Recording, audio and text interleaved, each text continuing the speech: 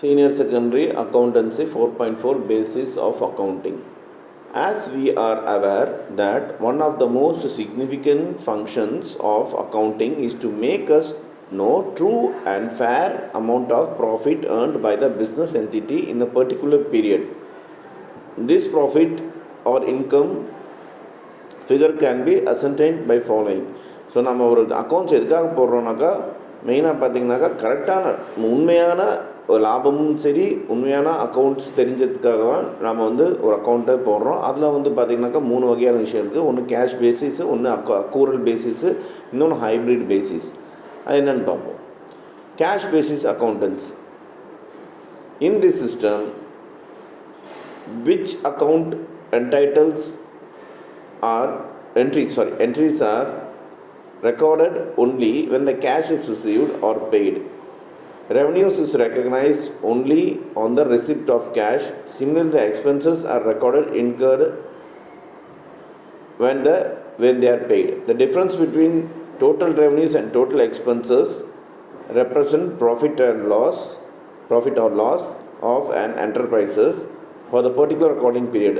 Outstanding and prepaid expenses and income received in advance or accrued in incomes are not considered. So cash basis அக்கௌண்ட்டில் பார்த்தீங்கன்னாக்கா எல்லாமே cash records, கேஷில் deal பண்ணுற எல்லா ரெக்கார்ட்ஸும் வந்து நம்ம வந்து ரெக்கார்ட் பண்ணுவோம். அது வந்து கேஷ் ரிசீவ்டாக இருந்தாலும் சரி, இல்லை கேஷ் பே பண்ணியிருந்தாலும் சரி யாருக்காவது, அது வந்து நம்ம ரிசிப்ட்ஸ் ஆஃப் கேஷாக ரெக்கக்னைஸ் பண்ணுவோம் அக்கௌண்டன்சியில். அதே மாதிரி எக்ஸ்பென்சஸ் வந்து நம்ம எக்ஸ்பென்ஸு ஏதாவது நடந்திருந்தாலும் சரி, இல்லை டிஃப்ரென்ஸ், அதாவது டோட்டல் இன்கம்லேருந்து டோட்டல் எக்ஸ்பென்சஸ் அந்த ஒரு வருஷத்துக்கு மைனஸ் பண்ணும்போது நமக்கு கிடைக்கிறது ப்ராஃபிட் ஆர் லாஸ். அந்த கம்பெனி ப்ராஃபிட் அடைஞ்சிருக்கா இல்லை லாஸ் அடைஞ்சிருக்கா அந்த வருஷத்துக்கு அப்படின்னு நமக்கு தெரிய வருது. அக்கௌண்டிங் பீரியட்னு சொல்லுவாங்க. ஸோ இதில் எதெல்லாம் வராதுனாக்கா, நாம் அடுத்த வருஷத்துக்கு சேர்த்தியே ரெண்ட்டு, இப்போ ப்ரீபெய்டு ரெண்ட்டு கட்டிட்டோம் அப்படின்னாக்கா அந்த அக்கௌண்ட்ஸ் இதில் எழுத முடியாது. அதோட அடுத்த வருஷத்துக்கு உண்டான ஒரு நம்ம ரெண்ட் அட்வான்ஸாக நமக்கு ரிசீவ் ஆகிருக்குனாக்கா அது நம்மளால் எழுத முடியாது. இல்லை எக்ஸ்பென்சஸ் அடுத்த வருஷத்துக்கு உண்டான எக்ஸ்பென்சஸ் இப்போயே பண்ணிட்டோம் அப்படின்னாக்கா அந்த ப்ரீபெய்டு எக்ஸ்பென்ஸோ இல்லாட்டி அவுட்ஸ்டாண்டிங்கும் இந்த வருஷ கணக்கில் நம்ம எழுத முடியாது. So this is cash basis accounting. இதில் ஒரு சில அட்வான்டேஜஸ் இருக்குது, டிஸ்அட்வான்டேஜஸ் இருக்குது. என்னென்னு பார்ப்போம். Following are the advantages of adopting cash basis accounting. So it is very simple as no adjustment entries are required. So இது ரொம்ப சிம்பிளான ஒரு என்ட்ரி, ஏன்னா எந்த ஒரு அட்ஜஸ்ட்மெண்ட் என்ட்ரிஸும் தேவை கிடையாது. It appears more objectives as very few estimated and personal judgements are required. So பார்த்தீங்கன்னாக்கா ரொம்ப கம்மியான ஒரு ஜட்ஜ்மெண்ட் இருந்தால் போதும் இந்த என்ட்ரிஸை நம்மளால் போற்ற முடியும். ஏன்னா ஒரு சில அப்ஜெக்டிவ்ஸ் இருந்தால் போதும். It is more suitable to those entities which have most of the transaction or on the cash basis. இது யார் வந்து ரெக்கார்ட் பண்ணுவோன்னா கேஷில் எல்லா டிரான்சாக்ஷனும் கேஷில் பண்ணுற ஆளுங்க மட்டும்தான் இதில் வந்து ரெக்கார்ட் பண்ணுவாங்க. ஸோ இது advantages. The following are the disadvantages of adopting cash basis of accounts. So இப்போ படிக்கிறது disadvantages. It does not give a true or fair view of profit or loss and the financial position of the business units, and it ignores outstanding and prepaid expenses. So பார்த்தீங்கன்னாக்கா இந்த கணக்கு நீங்கள் எழுதும்போது இதில் கரெக்டான ஒரு ப்ராஃபிட்டாக இல்லை லாஸான்னு கண்டுபிடிக்க முடியாது. அதோட பார்த்தீங்கன்னாக்கா இந்த பிஸ்னஸ் யூனிட்டில் வந்து இது இக்னோர் பண்ணுது. ஏன்னாக்கா அவுட்ஸ்டாண்டிங் எவ்வளோ இருக்குது, ப்ரீபெய்டு எவ்வளோ பண்ணியிருக்கோங்கிற விஷயத்தை இது இக்னோர் பண்ணிடுது. ஸோ கரெக்டான ஒரு ஃபேக்ட்டு உண்டான ஒரு அக்கௌண்ட்ஸை நம்மளால் கண்டுபிடிக்க முடியாது. இது ஒரு disadvantage. It does not follow the matching concept of accounts. So அக்கௌண்ட்ஸ்க்குன்னு ஒரு சில கான்செப்ட் இருக்குது, அது வந்து மேட்ச் பண்ணுறதில்ல இந்த அக்கௌண்ட் என்ட்ரி போடும்போது அப்படின்னு சொல்கிறாங்க. இப்போ இல்லஸ்ட்ரேஷன் 7 ஒன்று கொடுத்துருக்காங்க. இதுக்கு உண்டான ஒரு எக்ஸாம்பிள், அது என்னென்னு நம்ம பார்ப்போம். டியூரிங் த ஃபினான்ஷியல் இயர் 2013-14 மேலாராம்ங்கிறது பேர் had cash sales of 5,80,000 rupees. So 5,80,000 ரூபாய்க்கு வந்து அவர் வந்து கேஷாக சேல்ஸ் பண்ணியிருக்காரு. The credit sales of 2,65,000 rupees and credit sales, இதில் வந்து கிரெடிட் சேல்ஸ் எவ்வளோ பண்ணியிருக்காங்கனாக்கா 2,65,000 rupees பண்ணியிருக்காங்க.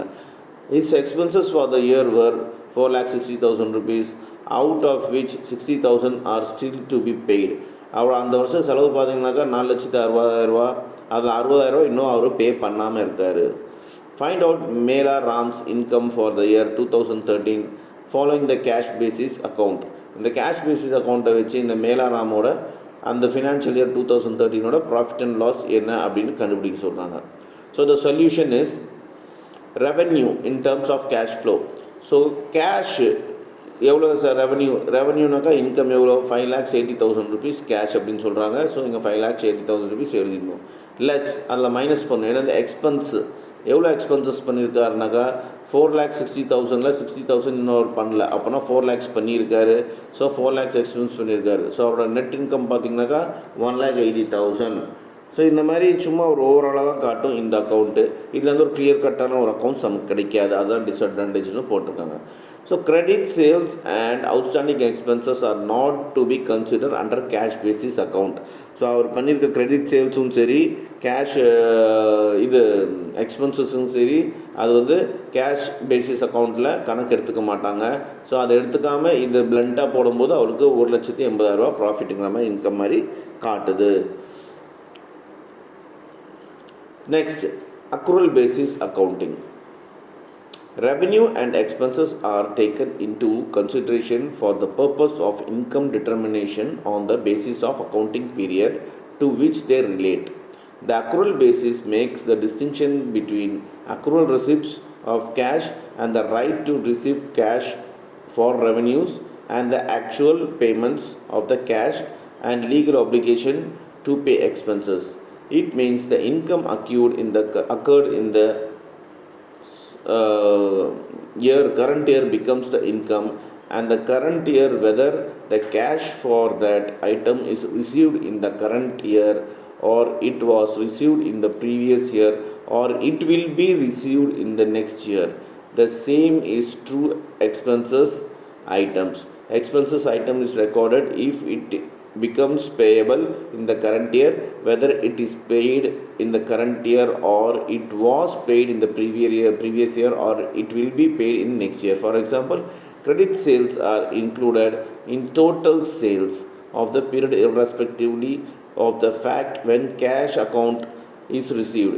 Similarly, in case of firm has taken benefits of the certain services but not paid within that period, the expenses will relate to the period in which the service has been utilized and not in the period of the payment of the for its made. இந்த accrual accounting என்ன சொல்கிறாங்கனாக்கா, இந்த expenses வந்து எப்போ எக்ஸ்பென்சஸாவது income out எப்போ consideration பண்ணுறாங்கனாக்கா, அந்த accounting பீரியடில் நடந்து எப்போ நடக்குதோ அந்த அக்கௌண்டிங் பீரியடில் மட்டும்தான் அது வந்து உங்களுக்கு அது ரியலைஸ் ஆகும்னு சொல்கிறாங்க. ஃபார் எக்ஸாம்பிள் என்ன சொல்கிறாங்கனாக்கா, இப்போ கிரெடிட் சேல்ஸ் நடந்திருக்கு, ஒரு கம்பெனி வந்து கிரெடிட் சேல்ஸ் நடந்திருக்குனாக்கா அதோட டோட்டல் சேல்ஸில் வந்து அந்த பீரியடில் என்ன நடந்திருக்கோ சேல்ஸ் அது மட்டும்தான் கணக்கு எடுத்துப்பாங்க. ஃபார் எக்ஸாம்பிள் அடுத்த வருஷத்துக்கு உண்டான சேல்ஸ் இப்போயே நடந்துச்சு அப்படின்னாக்கா, இல்லை முன்னாடி ஆல்ரெடி கொடுத்துருக்க என்ன சொல்கிறது ஆர்டருக்கு இப்போ தான் நம்ம சப்ளை பண்ணுறோம் அப்படின்னாக்கா அதெல்லாம் வராது. அந்தந்த பீரியடில் என்ன நடக்குதோ அது மட்டும்தான் இந்த அக்ரூவல் பேசிஸில் கணக்கு எடுத்துப்பாங்கன்னு சொல்லுவாங்க. அது பேமெண்ட்டாக இருக்கட்டும் இல்லை எக்ஸ்பென்சஸாக இருக்கட்டும் அப்படின்னு சொல்கிறாங்க. Outstanding expenses are those expenses which have become due during the accounting period but which have yet not been paid off. So இந்த அவுட்ஸ்டாண்டிங் எக்ஸ்பென்சஸ்னால் என்னென்னாக்கா, அது வந்து வர வேண்டிய காசு ஆனால் அது டியூவில் இருக்குது. டியூனால் வர வேண்டிய பெண்டிங்கில் இருக்குது, ஆனால் அது வந்து அந்த பீரியடில் பே பண்ணல, ஆனால் அப்புறமா பே பண்ணுவாங்க. Prepaid expenses are those expenses which have been paid in advance. ஸோ ப்ரீபெய்டு எக்ஸ்பென்சஸ்னாக்கா நடக்கக்கூடிய எக்ஸ்பென்சஸ், ஃப்யூச்சரில் நடக்கக்கூடிய எக்ஸ்பென்சஸ்க்கு இப்போயே பே பண்ணுறது, அதுதான் prepaid expense. Accrued income means income which has been earned by the business during the accounting period but has not yet become due for payment and therefore has not yet been received.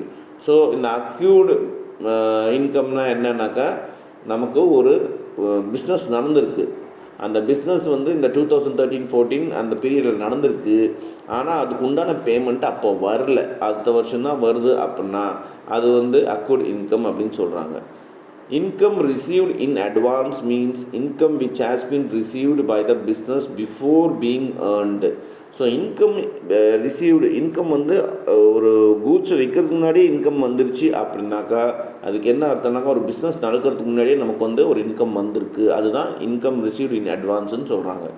Cost incurred during the particular period should be set out against the revenue of the period to assign profit and loss. So இந்த cost என்னென்ன cost அந்த டைமில் நடந்திருக்கோ அதெல்லாம் பார்த்திங்கன்னா அந்த பீரியடில் particular பீரியடில் என்னென்ன நடந்திருக்கோ அது பார்த்திங்கனாக்கா ரெவென்யூவை வந்து அதை கால்குலேட் பண்ணிவிட்டு அந்த பீரியடுக்கு உண்டான ரெவென்யூவை கால்குலேட் பண்ணி தான் ப்ராஃபிட் அண்ட் லாஸ் நாம் கண்டுபிடிக்க முடியும்னு சொல்கிறாங்க. ஸோ இந்த இதோட அக்ரூவல் பேசிஸ் அக்கௌண்டிங்கோட அட்வான்டேஜஸ் என்னன்னு பார்ப்போம். It is based on all business transactions for the year and discloses correct profit or loss. So இது என்னன்னாக்கா எல்லா பிஸ்னஸ் டிரான்சாக்ஷன்ஸ் அந்த வருஷத்தில் நடந்த எல்லா பிஸ்னஸ் டிரான்சாக்ஷன்ஸும் அதில் வந்து ரெக்கார்ட் ஆகுது. ஸோ கரெக்டான ப்ராஃபிட் அண்ட் லாஸ் வந்து கண்டுபிடிக்க முடியும்னு சொல்கிறாங்க. This method is use in all types of business units. இந்த உலகத்தில் எல்லா பிஸ்னஸ் யூனிட்ஸும் இந்த டைப் ஆஃப் அக்கௌண்ட்ஸ் தான் யூஸ் பண்ணுறாங்கன்னு ஃபாலோ பண்ணுறாங்கன்னு சொல்கிறாங்க இந்த மெத்தடை. It is most scientific and rational in application. இது வந்து நடைமுறையில் ரொம்ப சயின்டிஃபிக்காக இருக்குது அப்படின்னு சொல்கிறாங்க. இப்போ டிஸ்அட்வான்டேஜஸ் என்னன்னு பார்ப்போம். It is not simple one and requires the use of estimate of personal judgement. இது வந்து அவ்வளோ சிம்பிளாக இல்லை இந்த அக்கௌண்ட் போகிறதுக்கு. அதுவும் இல்லாமல் இதுக்கு வந்து ஒரு பர்சனல் ஜட்ஜ்மெண்ட் தேவைப்படுது அப்படின்னு சொல்கிறாங்க. It fails to disclose the actual cash flow. இது வந்து அந்த பிஸ்னஸில் நடக்கிற கேஷ் ஃப்ளோ ஆக்சுவலாக எவ்வளோ காசு வருது போகுதுங்கிறது அது டிஸ்க்ளோஸ் பண்ணுறது இதில் வந்து கிடையாது. அது ஒரு டிஸ்அட்வான்டேஜ்னு சொல்கிறாங்க. அது ஒரு இல்லஸ்ட்ரேஷன் 8 கொடுத்துருக்காங்க. எக்ஸாம்பிள் என்னென்னு பார்ப்போம். Taking the data given in illustration 7, find out the income of மேலார் ராம்ஸ் as per the accrual basis accounting. So ஏற்கனவே இல்லஸ்ட்ரேஷன் 7ல் அந்த மேலார் ராமோட டீட்டெயில்ஸ் கொடுத்துருக்காங்க. அதை வச்சு இப்போ பார்த்தோம்னாக்கா நம்ம இந்த அக்யூரல் பேசிஸில் கண்டுபிடிக்க போகிறோம் இதோட இன்கம் என்னன்ட்டு. ஸோ டோட்டல் சேல்ஸ் எவ்வளோனாக்கா கேஷ் சேல்ஸ் வந்து 5,80,000 சொல்லியிருந்தாங்க. ப்ளஸ் கிரெடிட் சேல்ஸ் வந்து 2,65,000 சொல்லியிருந்தாங்க. 2,65,000 சொல்லியிருந்தாங்க. ஸோ ரெண்டுமே ஆட் பண்ணோம்னாக்கா நமக்கு 8,45,000 ருபீஸ், அதாவது 8,40,000 வருது. இதுதான் cash sales, cash and credit sales, total sales. அதில் லெஸ் வந்து எக்ஸ்பென்சஸ் பண்ணுறாங்க. 2013-14 இருக்க டோட்டல் எக்ஸ்பென்சஸ் எவ்வளோன்னு சொல்லியிருந்தாங்கனாக்கா அந்த கணக்கில் 4,60,000 ருபீஸ், அதாவது 4,60,000. ஸோ நம்ம இந்த 8,45,000 ருபீஸ் மைனஸ் 4,60,000 ருபீஸ் அதை மைனஸ் பண்ணோன்னாக்கா நெட் இன்கம் எவ்வளோ வருதுனாக்கா 3,85,000 ருபீஸ், அதாவது 3,85,000 வருது. ஸோ இதுதான் அக்யூரல் பேசிஸில் வர இன்கம் கண்டுபிடிக்கிற விஷயம், சொல்யூஷன்ஸ். நோட், இதில் ஒரு விஷயம் நோட் பண்ண சொல்லியிருக்காங்க, என்னென்னு பார்ப்போம். Outstanding expenses 60,000 relate to the accounting year and hence are to be charge to the revenues current year.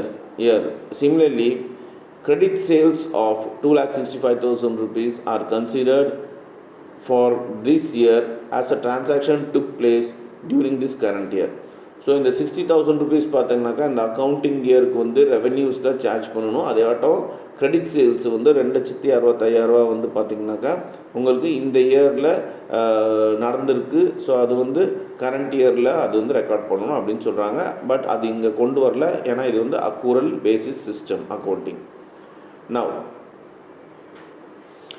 Now difference between accrual basis accounting and cash basis accounting. So இது ரெண்டுத்துக்கு என்ன டிஃப்ரென்ஸ்னு பார்ப்போம். First basis of difference, accrual basis, cash basis. First prepaid outstanding and received in advance items. So இந்த விஷயத்தில் accrual என்ன பண்ணுதுன்னா there may be outstanding expenses, prepaid expenses, accrued income and accrued income received in advance in the balance sheet. So இந்த accrual பேசிஸோட balance ஷீட்டில் பார்த்திங்கனாக்கா அங்கே outstanding எக்ஸ்பென்சஸாக நமக்கு வர வேண்டிய செலவுகள், அதையாட்டம் ப்ரீபெய்ட் எக்ஸ்பென்சஸ் ஆல்ரெடி பண்ணியிருக்க அடுத்த வருஷத்துக்கு ஃபியூச்சருக்கு தேவையான செலவுகளுக்கு உண்டான செலவு இப்போயே நம்ம காசு எடுத்து வச்சுப்போம். Accrual income and income received in advance, நமக்கு அட்வான்ஸாகவே ஏதாவது இன்கம் வந்திருக்கும், இதெல்லாமே பேலன்ஸ் ஷீட்டில் வரும்னு சொல்கிறாங்க. அதே cash பேசிஸாக there is no outstanding expenses, prepaid expenses, accrued income and income received in the balance sheet. So cash balance ஷீட்டில் பார்த்தீங்கன்னாக்கா பேசிஸில் பார்த்தீங்கன்னாக்கா அதோட பேலன்ஸ் ஷீட்டில் இந்த expenses prepaid expenses accrued income income received in advance இதெல்லாமே வராதுன்னு சொல்கிறாங்க. Then second, effect on the income of prepaid expense and accrued income. So income வந்து prepaid expenses and accrued income எப்படி எஃபெக்ட் ஆகும் அப்படின்னா, அக்குரல் பேசிஸ் அக்கௌண்டிங்கில் income statement will show relatively higher income if there are items of prepaid expenses are accrued income. So income ஸ்டேட்மெண்ட்டில் பார்த்தீங்கன்னாக்கா ஹையாக தான் காட்டும் அக்குரல் பேசிஸ் அக்கௌண்டிங்கில். எப்போனா ப்ரீபெய்ட் எக்ஸ்பென்சஸ் ஏற்கனவே ஃபியூச்சர் அப்பனுடைய எக்ஸ்பென்சஸ்க்கு ஆல்ரெடி பண்ணி வச்சுருந்தாலோ இல்லை அக்குட் இன்கம் இருந்தாலோ அது வந்து ஸ்டேட்மெண்ட்டில் இன்கம் சைடில் ஹையாக தான் காட்டும் அக்குரல் பேசிஸ் அக்கௌண்டிங்கில். அதே கேஷ் பேசிஸ் அக்கௌண்டிங்கில் பார்த்திங்கன்னா income statement will show relatively lower income if there are items of prepaid expenses and accrued income. So இந்த பேலன்ஸ் ஷீட்டில் கேஷ் பேசிஸ் அக்கௌண்டிங் பேலன்ஸ் ஷீட்டில் இன்கம் ஸ்டேட்மெண்ட்டில் பார்த்தீங்கன்னாக்கா இன்கம் கம்மியாக தான் காட்டும் இந்த ப்ரீபெய்ட் எக்ஸ்பென்சஸ் நான் கூட எக்ஸ்பென்சஸும் காட்டும் போது அப்படின்னு சொல்கிறாங்க. Next, effect of outstanding expenses and unearned income. So outstanding expenses பண்ண வேண்டிய செலவும் சரி வராத இன்கம் இது எப்படி ரிஃப்ளெக்ட் ஆகுதுன்னு பார்க்கலாம். அக்ரூவல் பேசிஸில் income statement will show a lower income if there are items of outstanding expenses and unearned income. unearned incomeனாக்கா நீங்கள் கூட்ஸை விற்றுட்டீங்க ஆனால் அதுக்குள்ள காசு வரல, அதுதான் unearned income. ஸோ இந்த அக்குரல் பேசிஸ் அக்கௌண்டிங்கில் இன்கம் எப்படி ரிஃப்ளெக்ட் ஆகும்னாக்கா ஸ்டேட்மெண்ட்டில் இன்கம் ஸ்டேட்மெண்ட்டில் உங்களுக்கு ஏதாவது அவுட்ஸ்டாண்டிங் எக்ஸ்பென்சஸ் நீங்கள் பண்ண வேண்டிய செலவு இருந்தாலோ இல்லை நீங்கள் வந்து அதாவது செலவு பண்ணாமல் இருந்தாலோ, அவுட்ஸ்டாண்டிங்னாக்கா நீங்கள் அதை யூஸ் பண்ணிட்டீங்க பட் அது இன்னும் செலவு பண்ணல அப்படின்னாக்கா, அதுவும் இல்லாமல் உங்களுக்கு வர வேண்டிய காசு வராமல் இருந்தாக்கா அது வந்து இன்கம் ஸ்டேட்மெண்ட்டில் கம்மியாக இன்கம் இருக்க மாதிரி தான் காட்டும். அதுவே இந்த கேஸில் கேஷ் பேசிஸ் அக்கௌண்ட்டில் பார்த்தீங்கன்னாக்கா income statement will show higher income if there are items of outstanding expenses and unearned income. So cash basis அக்கௌண்ட்டில் வந்து இன்கம் ஸ்டேட்மெண்ட்டில் இன்கம் ஹையாக இருக்க மாதிரி காட்டும்னு சொல்கிறாங்க. Then legal position. Companies act 1953 recognise this basis of accounting. So இந்த accrual basis அக்கௌண்டிங்கை வந்து கம்பெனிஸ் ஆக்ட் 1956 வந்து ரெக்கக்னைஸ் பண்ணுது, இந்த அக்கௌண்டிங் நீங்கள் யூஸ் பண்ணலான்ட்டு. அதே கேஷ் பேசிஸ் அக்கௌண்டிங்கை பார்த்தீங்கன்னாக்கா company act 1956 does not recognise this basis of accounting. So cash basis அக்கௌண்டிங்கை வந்து கம்பெனிஸ் ஆக்ட் 1956 வந்து ரெக்கக்னைஸ் பண்ணல, அங்கீகாரம் பண்ணலைன்னு சொல்கிறாங்க. ஸோ அதனால தான் உலக லெவலில் எல்லா யூனிட்ஸ்லேயும் அக்குரல் பேசிஸ் அக்கௌண்ட்ஸ் தான் ஃபாலோ பண்ணுறாங்க. Fifth point, option regarding valuation of inventories and methods depreciation. So அசட்ஸும் சரி இன்வென்ட்ரியும் சரி அது வந்து வேல்யூ பண்ணுவாங்க, டிப்ரிசியேஷனாக அப்ரிசியேஷனாக அப்படின்னு சொல்லிட்டு. அதில் பார்த்திங்கனாக்கா நம்ம அக்குரல் பேசிஸ் அக்கௌண்டிங்கில் the business unit has the option to value the inventories at cost or market whichever is less of depreciation. So இந்த அக்கௌண்டிங்கில் பார்த்தீங்கன்னாக்கா ஒரு பிஸ்னஸ் யூனிட் இருக்குனாக்கா அதோட இன்வென்ட்ரிஸ் ஆகட்டும் அது மார்க்கெட் காஸ்ட்டுக்கே தான் நம்ம வந்து அதோட வேல்யூ போடணும். அதோட டிப்ரிசியேஷன் எது கம்மியாக இருக்கோ அதுதான் கணக்கு எடுத்துக்கணும். அசட் டிப்ரிசியேஷன் கம்மியாக இருக்கா இல்லை இன்வென்ட்ரிஸ் கம்மியாக இருக்கா, எது கம்மியாக இருக்கோ அதுதான் கணக்கில் எடுத்துக்கணும்னு சொல்கிறாங்க. அதே கேஷில் பார்த்தீங்கன்னாக்கா no such option is available in regard of inventory valuation and method of depreciation. அந்த மாதிரி எந்த ஒரு மெத்தடும் கேஷில் கிடையாதுன்னு சொல்கிறாங்க.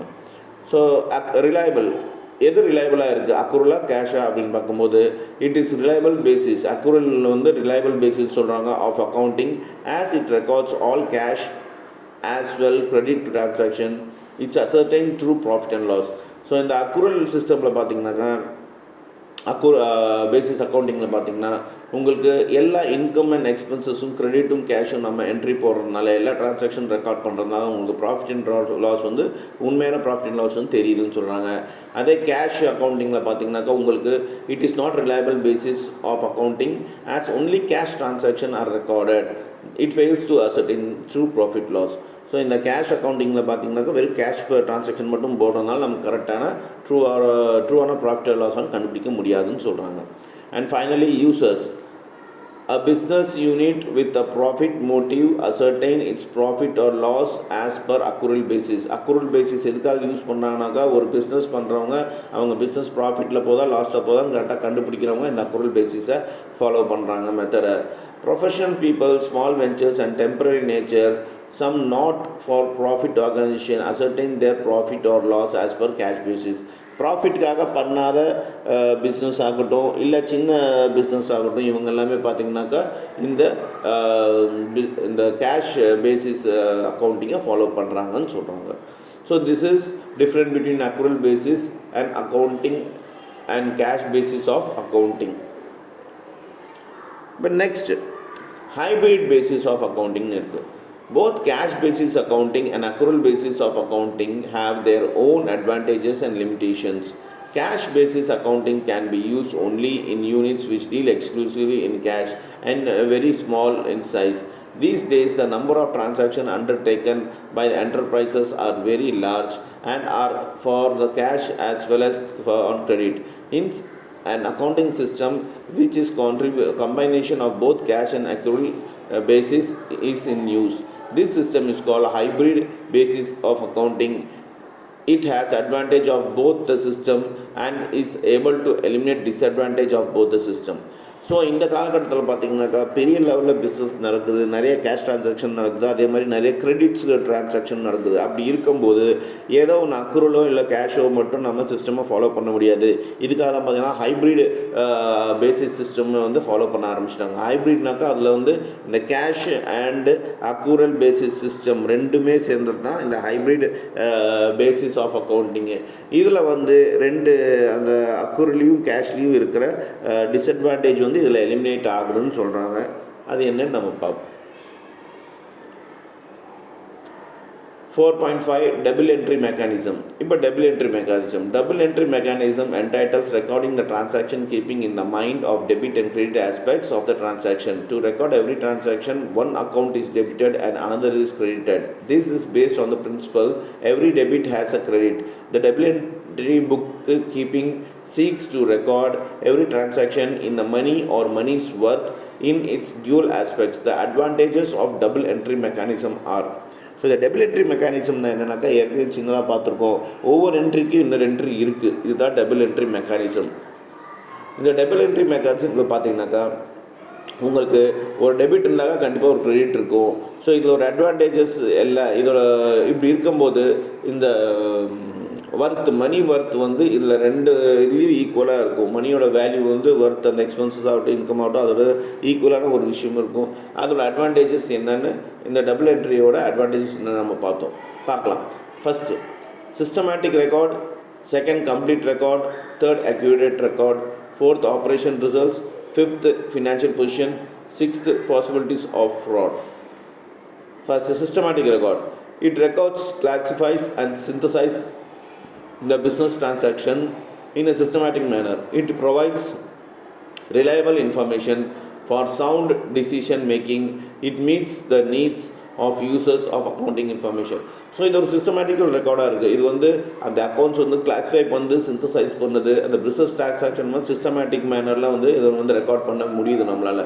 ஸோ இதில் எல்லா இன்ஃபர்மேஷனும் நமக்கு கிடைக்குது. எப்படி டிசிஷன் பண்ணணும்னு அந்த இன்ஃபர்மேஷன் மூலம் நம்மளால் எடுக்க முடியுது. ஸோ இது நிறைய தேவைகள், இது யூஸ் பண்ணுறவங்க நிறைய பேர்த்தோட நிறைய தேவைகள் இது நிவர்த்தி செய்யுது. இது அக்கௌண்டிங் இன்ஃபர்மேஷன் பிரகாரம். ஸோ சிஸ்டமேட்டிக் ரெக்கார்டு இது ஒரு advantages. Complete record. It maintains complete record of a business transaction. It records both the aspects of transaction and narration. So இது ஒரு ரெக்கார்ட் படிக்கும்போது கம்ப்ளீட்டாக இருக்கும். ஏன்னா அதில் ரெண்டுமே இருக்கும். ஒன்று டிரான்சாக்ஷன் டீட்டெயில்ஸ் இருக்கும், இன்னொன்று அதோட நரேஷன்ஸும் இருக்குன்னு சொல்கிறாங்க. எதுக்காக அது செலவு பண்ணது, எதுக்காக அது வர வந்துச்சிங்கன்னா டீட்டெயில்ஸ் அதில் இருக்குன்னு சொல்கிறாங்க. Accurate record. By preparing a summarized statement of account, the arithmetical accuracy of the records can be checked. So இந்த ஸ்டேட்மெண்ட் நம்ம ப்ரிப்பேர் பண்ணுறதுனால பார்த்திங்கனாக்கா நமக்கு கம்ப்ளீட் அக்யூரேட்டான ஒரு ரெக்கார்டு நம்மளால் செக் பண்ண முடியும் எப்போ வேணாலும் சொல்கிறாங்க. Operation results. By preparing income statement, profit and loss account, the business can know profit or loss due to its operation during the accounting period. So நம்ம ஒரு பீரியடில் இந்த அக்கௌண்ட்டை வந்து நம்ம தெரிஞ்சுக்கணும், எவ்வளோ ப்ராஃபிட் வந்திருக்கா லாஸ் வந்திருக்கா அப்படின்னு தெரிஞ்சுக்கிறதுக்காக இந்த இன்கம் ஸ்டேட்மெண்ட் அக்கௌண்ட்டை ப்ரிப்பேர் பண்ணும்போது அது that is profit and loss அக்கௌண்ட்டை நம்ம வந்து ப்ரிப்பேர் பண்ணும்போது அது பர்ஃபெக்டாக நமக்கு வந்து தெரியுதுன்னு சொல்கிறாங்க, ப்ராஃபிட்டாக லாஸா அப்படின்னு சொல்லிட்டு. Then financial position. By preparing position statement, balance sheet, அதாவது பேலன்ஸ் ஷீட் ப்ரிப்பேர் பண்ணும்போது the business can know what it owns and what it owes to others, what are its assets and what are its liabilities and capitals. So இந்த financial position ஒரு business பண்ணும்போது பார்த்தீங்கன்னாக்கா இந்த businessman இந்த அக்கௌண்ட்டை வந்து maintain பண்ணும்போது அதோட பொசிஷன் ஸ்டேட்மெண்ட், அதாவது பேலன்ஸ் ஷீட்டில் அவங்க பிஸ்னஸில் எந்த லெவலில் இருக்காங்கன்னு தெரியுது, அவங்க யார் யாருக்கு பணம் தர வேண்டியது இருக்குது, எவ்வளோ கடன் இருக்குது, எவ்வளோ வருமானம் இருக்குது, எவ்வளோ முதலீடு இருக்குது, கேபிட்டல் இருக்குதுன்னு தெரிய வருது. Then possibilities of fraud is minimised as complete information is recorded under this system. So இந்த சிஸ்டம், இந்த அக்கௌண்ட்ஸை வந்து நம்ம வந்து ஃபாலோ பண்ணும்போது இதில் எந்த ஒரு ஃப்ராடுத்தனமும் யாராலையும் பண்ண முடியாது. ஏன்னா அந்த அளவுக்கு பர்ஃபெக்டாக இந்த கம்ப்ளீட்டாக இந்த டிரான்சாக்ஷன்லாம் ரெக்கார்ட் பண்ணி இருக்கும் அப்படின்னு சொல்கிறாங்க. ஸோ இதுதான் இந்த டாப்பிக்கில் நம்ம இந்த செஷனில் நம்ம பார்த்துருக்கோம். நம்ம இன்னொரு செஷனில் பார்த்திங்கனாக்கா அடுத்த டாப்பிக்கை நம்ம டிஸ்கஸ் பண்ணலாம். கீழே உங்களுக்கு ஒரு சில இன்டெக்ஸ் கொஸ்டின்ஸ் கொடுத்துருக்காங்க 4.4. அதை நீங்கள் வந்து